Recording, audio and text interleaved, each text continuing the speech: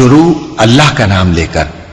جو بڑا مہربان نہایت رحم والا ہے۔ جن لوگوں نے کفر کیا اور دوسروں کو اللہ کے راستے سے روکا،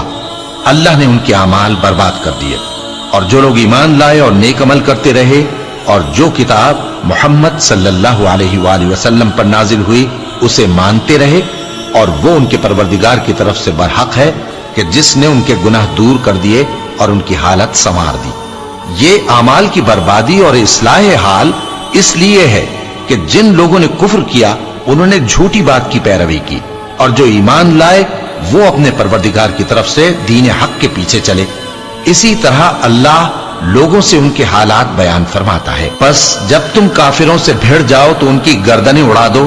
یہاں تک کہ جب ان کو خوب قتل کر چکو تو جو زندہ پکڑے جائیں ان کو مضبوطی سے قید کر لو۔ پھر اس کے بعد یا تو احسان رکھ کر چھوڑ دینا چاہیے یا کچھ مال لے کر، یہاں تک کہ فریق مقابل لڑائی کے ہتھیار رکھ دے۔